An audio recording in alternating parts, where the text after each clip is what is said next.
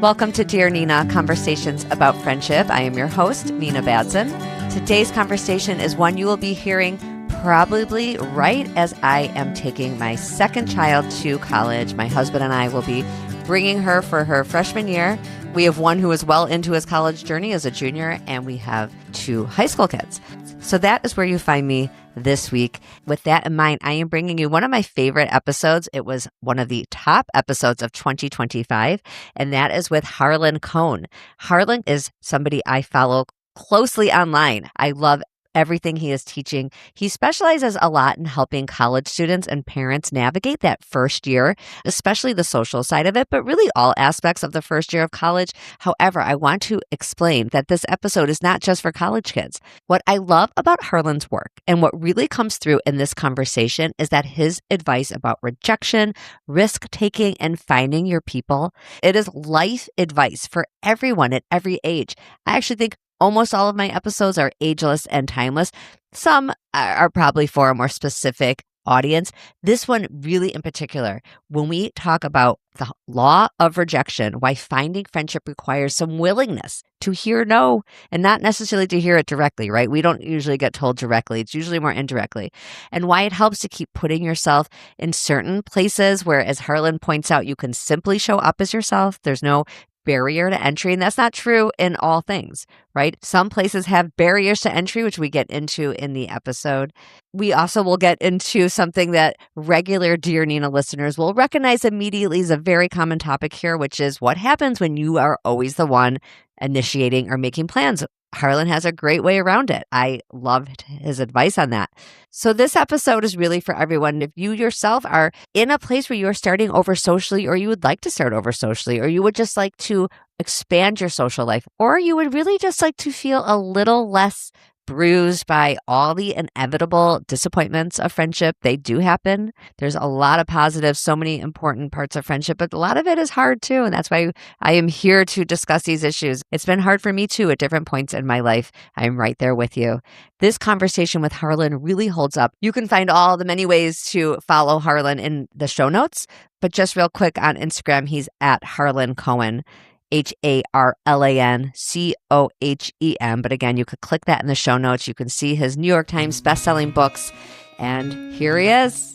Harlan, welcome to Dear Nina. I'm so excited to have you. Well, it's wonderful to be here. I'm always looking for a new friend. And I know that this is a new relationship. So to jump right in and say friendship, maybe at the end we'll determine if we're friends. I don't know what the threshold is for you. Well, you may not realize this, but we're in a parasocial friendship already because I devour so many of your videos and I recommend them to people because I have two of my four kids are the age of really the audience you're speaking to, although you're also speaking to parents. So you're speaking to me. So thank you. Just thank you for all the work you do. Well, I am grateful and I'm just so lucky to have the chance to visit with you.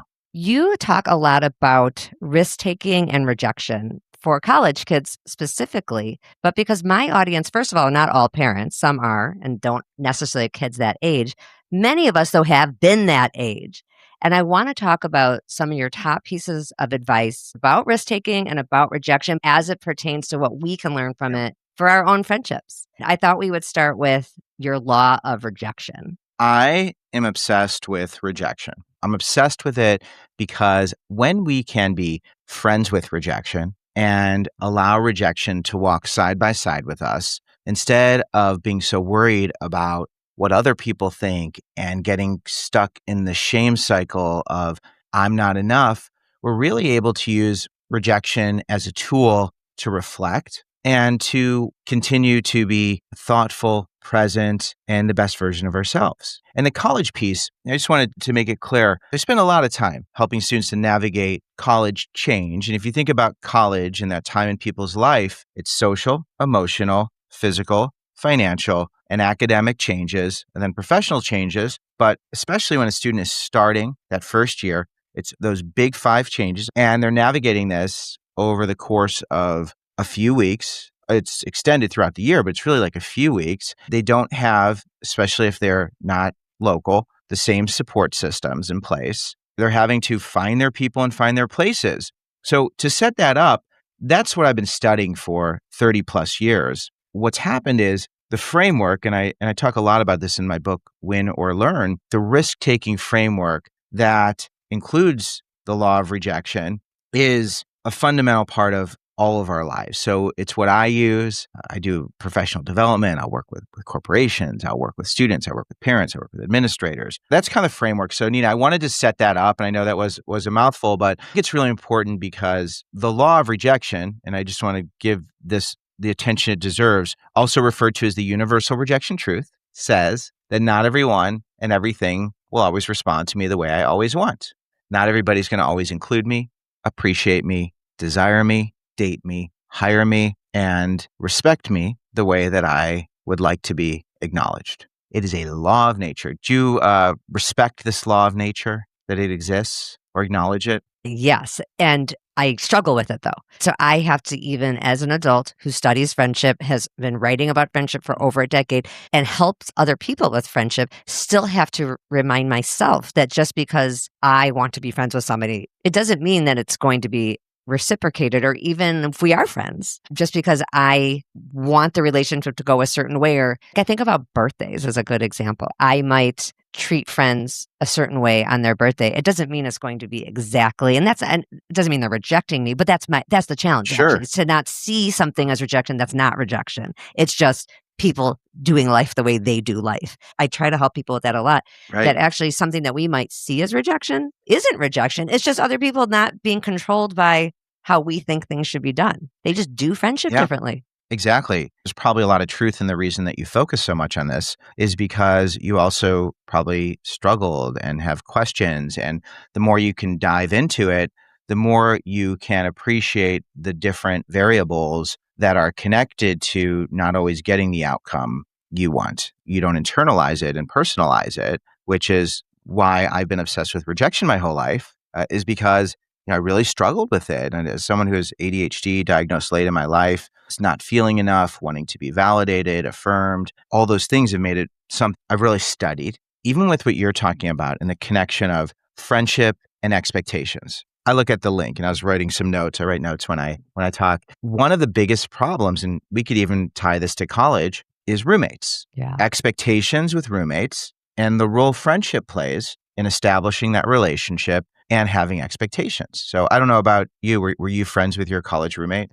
We were friends, but we had different groups of friends. And I think you and I went to college in a time when people had random roommates, and maybe you filled out something that would possibly pair you with somebody with some similarities. There wasn't the expectation. I've done an episode on the difference between roommates, neighbors, even cousins, let's say, and friends. A friendship is something you choose, and a roommate's its own special relationship if you can have the right expectation, but it's just a roommate. It doesn't have to be a friend. Yeah, it doesn't. And I think that's where a lot of parents get a little confused or disappointed and find problems. And it's where a lot of students get disappointed and find a lot of problems, because living with someone, for a lot of students, the expectation is we're going to have a friendship. And when I talk to students who are graduating or even in college, it's roommates are people you share space with to help with the costs of college, and anything in addition to coexisting is a bonus. And that is, a hard concept for some people to recognize,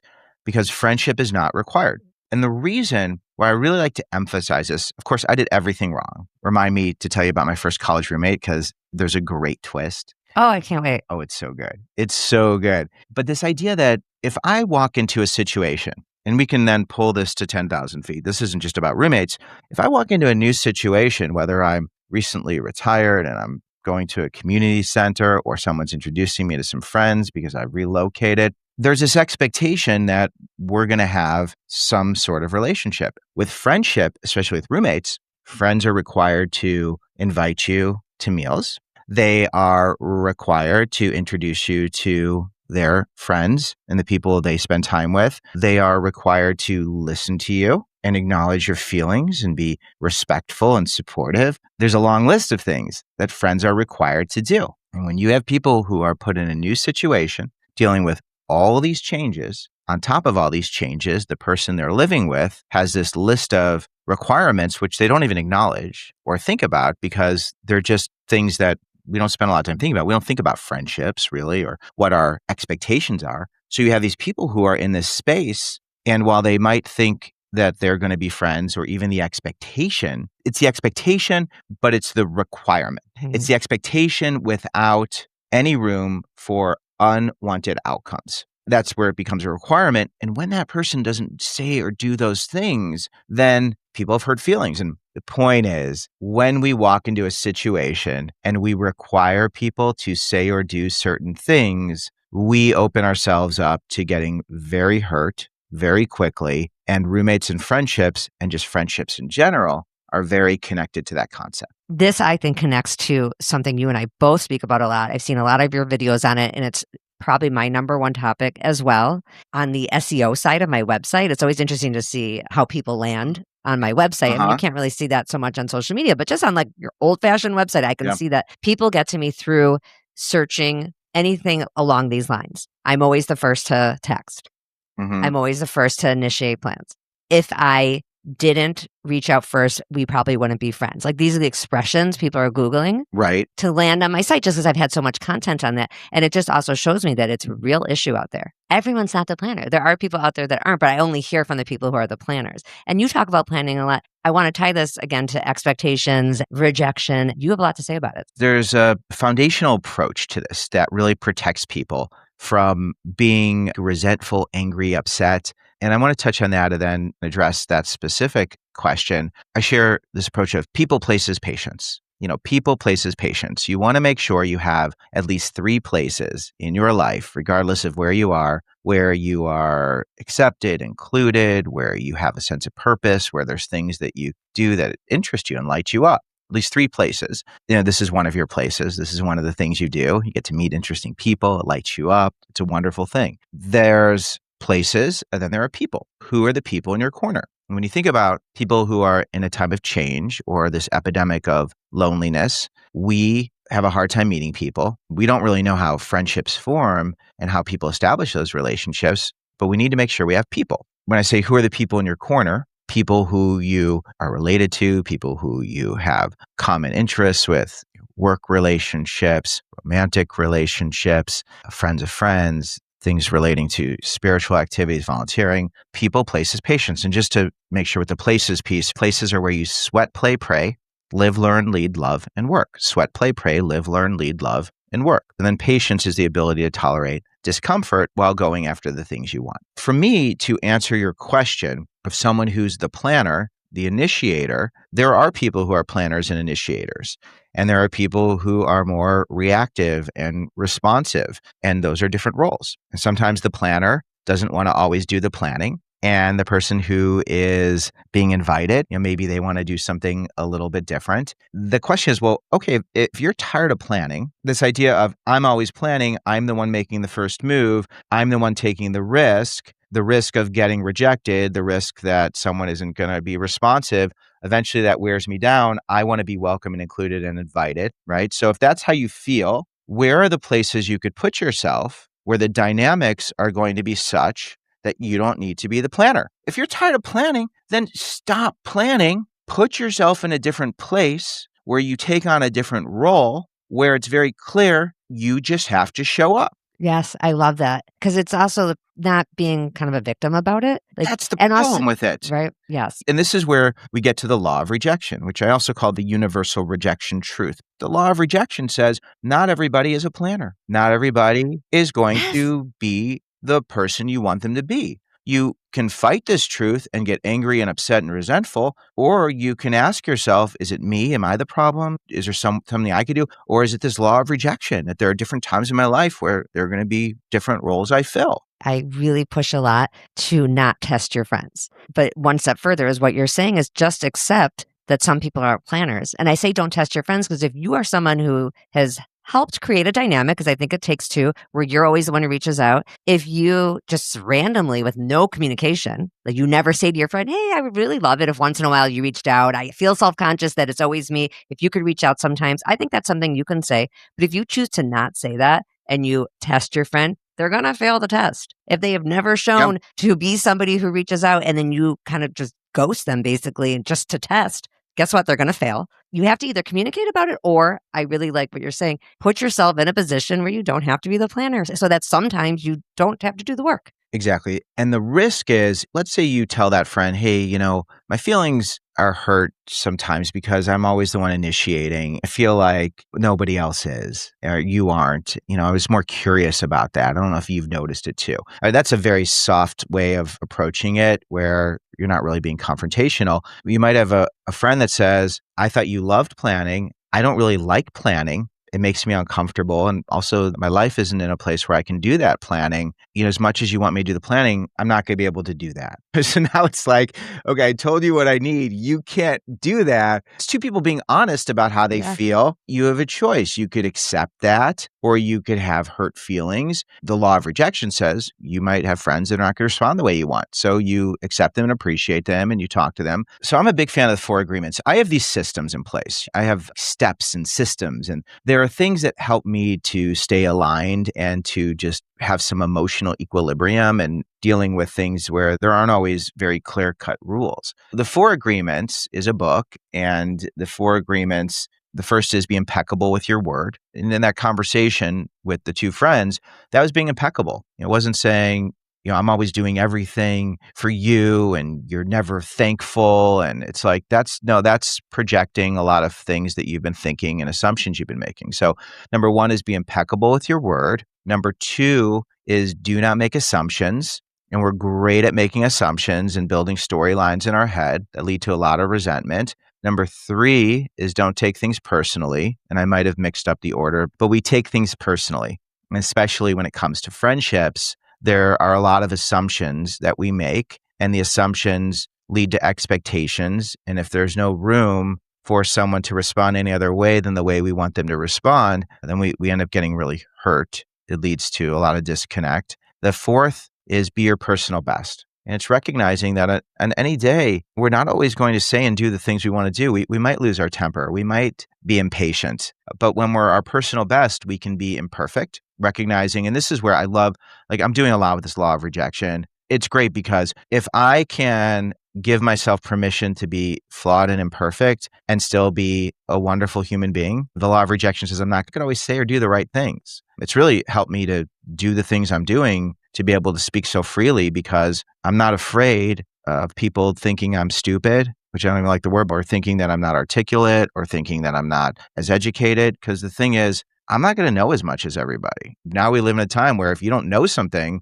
there are so many ways to learn it. So why should I feel bad about it? It's a law of Yeah. rejection. So anyway, it makes it easy to approach situations where sometimes pride gets in the way or sometimes we make assumptions, because the 4 agreements, when I have a disagreement, and especially with friendships that are so sensitive and they cut so deep, these are people who oftentimes know you really well. And the idea that you know me and you don't want to be around me makes me question, who am I if you know me so well, but you don't want to be around me? But what we don't recognize is a lot of times those people who are very close to us, they're in different places. And I'm sure you've touched on this, but some friendships are meant to last a day and some are meant to last a lifetime. That is the law of rejection when it comes to friendships. And the universe is more in charge after we do all the things within our power to communicate and to try and listen and understand. I think a big pitfall a lot of people have is having a lot of understanding for why you yourself are ready to move on from a friendship. And a lot of times it's just circumstantial.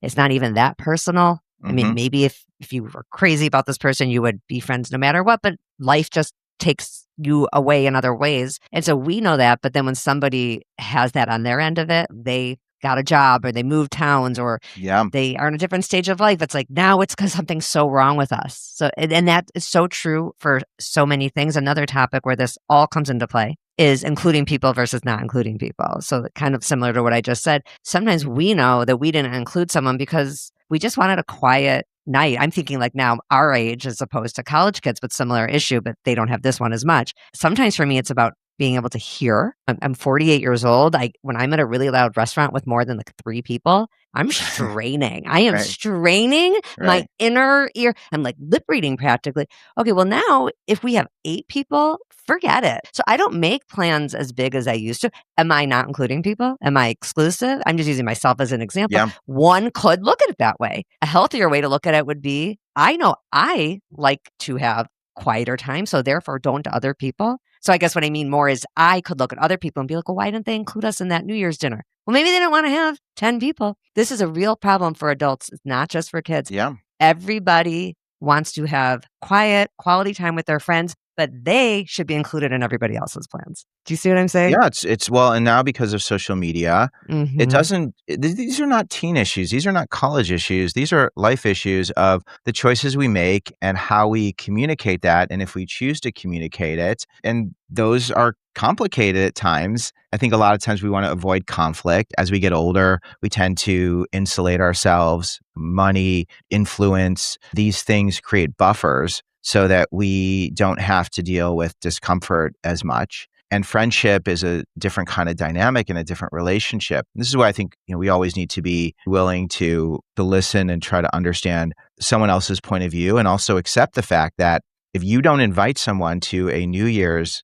dinner and you value that friendship and you value that relationship, you might want to talk about it. You might want to explain it, because if you don't, someone may not want to spend time with you. Their feelings could be hurt. Are you someone who's open to feedback? I think that's also a big piece. There was something that you were saying before. Here, I'll touch on two things just to finish that thought. If you're open to feedback, a lot of times people don't want to hear that they've hurt someone's feelings, because especially if you're someone who's a pleaser and you love affirmation, the idea that someone is upset with you is so upsetting that you don't want to hear it, and someone doesn't have a right to be because they don't understand. But I'm a firm believer that if you are unhappy with me and we have a relationship that has value, I want to hear it. And you deserve to be heard. Even if it's painful for me to hear, even if I don't agree with it, if that's what you're feeling and I care about you in terms of our history or our future or whatever, then I think that's something valid. And that's where, again, the law of rejection comes into play of,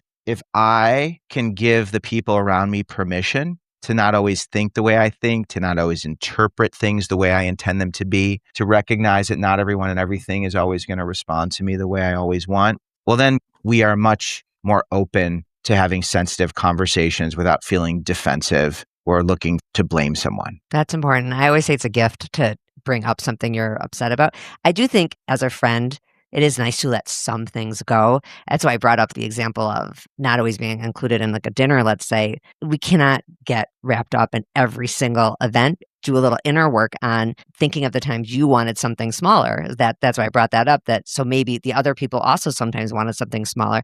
But if this is, let's say, a repetitive thing and you're always including someone and they never include you, it's time to bring it up. And it is a gift you are bringing to this Yeah. friendship to say, I care about this friendship enough to give you the opportunity to kind of explain yourself, not in an aggressive way, but I want to Yeah. understand like how you come to these decisions. I've been hurt by it. I love the word curiosity, and I love when we can approach something through this lens of curiosity as opposed to this lens of being very hurt and upset and having made assumptions. And that's why I like the four agreements. When you use that as a framework, it's like, okay, when it comes to making assumptions, well, there's a lot of storytelling that's going on in my head that are leading me to have hurt feelings, but I don't really know what is going on. So I'm going to approach you through this lens of curiosity. I share this with college students, with teenagers who find their group shifting. This question of, hey, I'm just curious.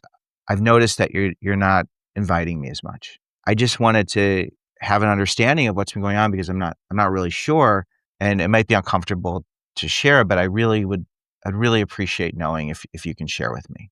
That's curiosity, in that function of like with the friends. Of course you let things go, but if there's things that are in that area where you just can't let it go, approaching it from a place of curiosity, not like, hey, I saw pictures of all of you together and my feelings were really hurt because I'm the one that introduced you to this friendship.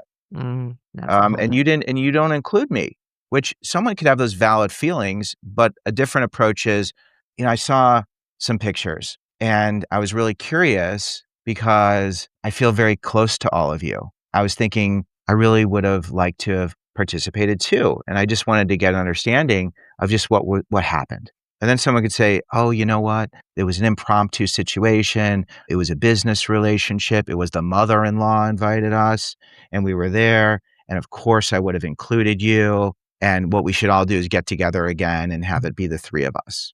Oh, well, that makes a lot more sense.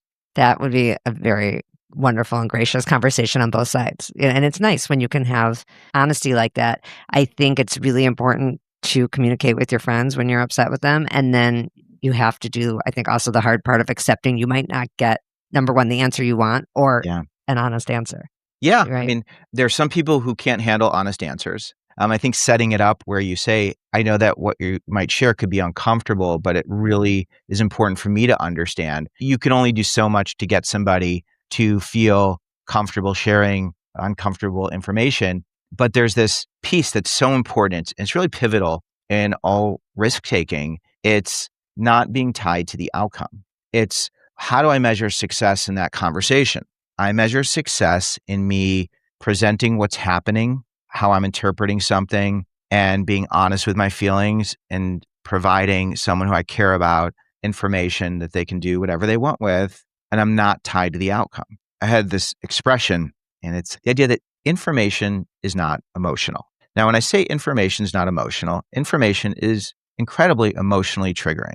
It has a huge impact on us. Tremendous. How we process that information is not right or wrong. It's how we're programmed in our neural pathways. And there's information that's going to make my adrenaline start pumping, and information that's going to make me a little scared, and information that's going to make me excited. But the key is, how do we separate our emotions from the information so that we can process the information and really try and understand what it is that's being communicated? As we become more comfortable in our skin, more self-aware, we're able to really think, wow, big feelings, big thing happening. That is huge emotions. What is the information that is triggering these big emotions? And is that information, how I'm interpreting it, accurate or not? A lot of times it's not. And I think that's the beauty of time, the beauty of friendships and romantic relationships, where friendship is so tied to physical, emotional,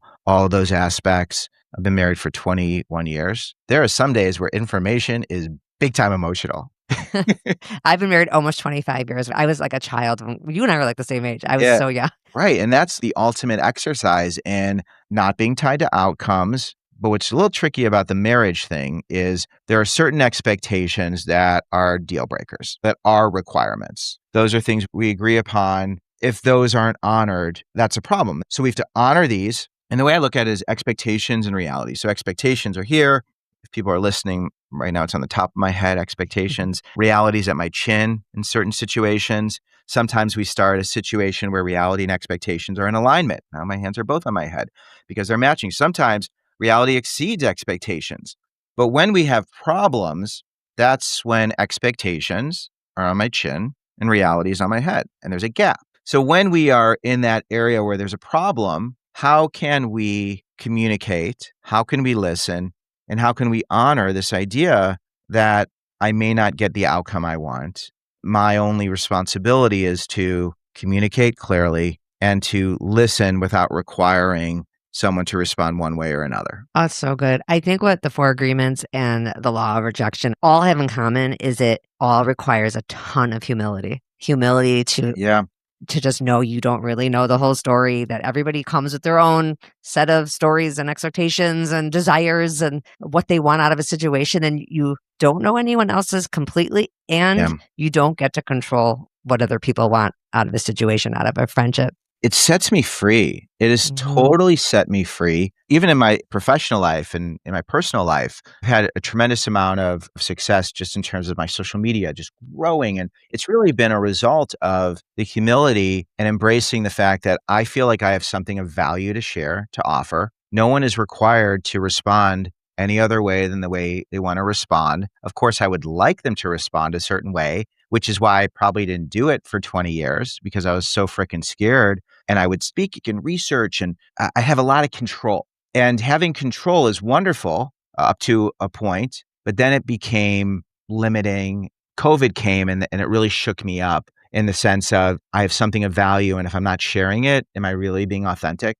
I feel like you're speaking to me directly because I'm at a funny point in my social media. It's grown a lot. It's nowhere close to yours, but it's grown a lot from where it was. I know what holds me back. It is worrying about what my actual friends and family think when I get out there and talk about friendship. Friendship's an awkward thing to talk about all the time because like I have real friends and I never want people to think I'm talking about them or I'm talking about their situations. I have such an easier time talking to strangers. And if you think about it, the podcast is a little bit of an easier venue for me to get on social media. That's more in my friends' faces. People have made comments over the years here and there. Some certain family members have said stuff. It kind of sits on my shoulder a little. When you said that about letting go, and that is what holds me back sometimes, is that real life friends and family, strangers are so much kinder sometimes and more generous. Well, there's not as much emotion connected to them because they don't really know you and there's not as much at Mhm. stake. And even for me, it's like I didn't post as much on Facebook. And, when I see people I know who know me, it would be uncomfortable. Who am I to share this? And if it's not in alignment with what you think, and this is the thing, people say, I don't care. Okay. And I don't say I don't care. What I say is, I don't care to spend my time, energy, and emotion trying to figure it out to make everybody happy because I can't be everything to everyone. That's the law of rejection. And if you're someone who's in my circle and you have a problem with what I'm sharing, then I hope you respect me enough to tell me. So this idea, and these are things I do when I do speaking events. So listen, if I say or do anything that makes you uncomfortable, because a lot of people are coming here with different thoughts and ideas. I just talked to someone about an event I'm going to be going to in a couple of days. And I said, I create an environment where respect is telling me if you don't agree and making it safe. So for you, first of all, you don't need to explain yourself. You also don't need to tell friends anything so that how to process and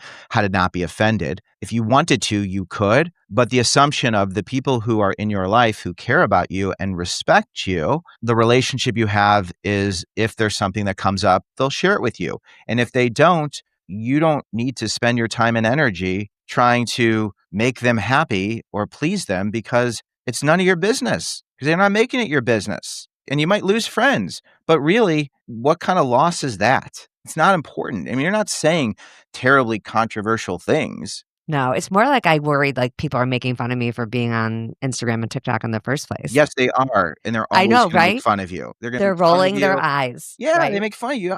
Yes, yes. That's what I'm talking about. It's not even what I'm saying. It's literally just me being on there at all. Kind of this Right. eye roll, like, who are you? Like, what? Yeah. Jen Sincero has this great book, How to Be a Badass. She's talking about marketing and friendship and sales and how she used to worry what people would think. But she's like, I didn't have any money. Is being broke more important than what people think? What's more important, me being financially secure and being able to do things that align with what's going to help me or people thinking what they think? And this is also what's helped me. I really understand what I'm doing. And what I'm doing is I am providing an act of service. And my act of service is about helping people to get comfortable with the uncomfortable so they can navigate change, find people, find places, be patient, work to tell stories that are going to help them to get where they want to go and to be forgiving of themselves. And I have these life experiences that I'm so blessed to have, and I share them. That's my job. That's how I serve people. And if people have a problem with that, and they don't want to be served, then that's fine. That's okay. So you could think what you want to think. I even had this when I was doing college advice. These people in college who knew me, they see me on Facebook and I used to be like, oh, what's that person going to think? And here's the thing that's wild, Nina. I have more people who have reached out to me, even people from high school that weren't nice to me. People throughout my life, somehow they like me. And I'm sure there are people who don't like me, and that's fine. It doesn't matter. But there's always people who like me. And this has been the story of my life. I'm not liked. I get rejected. Da, da, da. Eventually, I just figure out what I like to do. Even at Madison, I went there for a year. First semester, and I tell students this, everything was like me, want me, want me, like me, want me, like me, want me. If you don't like me, I hate you. If you don't like me, I have a problem with you. Once I decided to transfer, no one was required to like me because I'm out of here. You don't matter in my life. I'll be fine. How far into your first semester were you like, I'm transferring, I'm gone? Probably like November. My longest girlfriend dumped me. I couldn't find friends. I didn't get into a fraternity. It was very rough because no one told me how to make friends. The way you make friends is you share experiences over time, put yourself in places where you're surrounded by people without requiring people to respond any other way, and you keep showing up. I'm a slow burn guy. I don't like take my shirt off and play hoops, getting high five and stuff. And I didn't know that I was a slow burn guy. And I didn't know how someone who's a slow burn guy finds people, finds places, finds friendships. It takes me a good 6 months to a year. College is not like when you're in a new place. It's not built for people who take a little while to find friendships. Well, I love your advice about this in particular, thinking about the fraternity sorority, even to join things that just require you to show up as yourself, as you said. Oh, Right. No auditions, no essays, no, you don't need to have a certain GPA even. There's clubs where you have to apply and interview. No, just the stuff where you're allowed to right. just show up. You talk about life advice, and this is where when I do events, whether you're in kindergarten or you are 90 years old, it's the same. You want to put yourself in places where you are welcome and included simply because you exist, where there's no barrier to entry. And if you use this as a strategy throughout your life, you're always going to put yourself in places and you're going to meet people. The weird thing happens is people age, their friends get sick and sadly die. It's a terrible thing. And when your friends pass and you don't have other friends, how do you find people? You put yourself in places where you can align, share your light, your interests with younger people who are going to live a long time.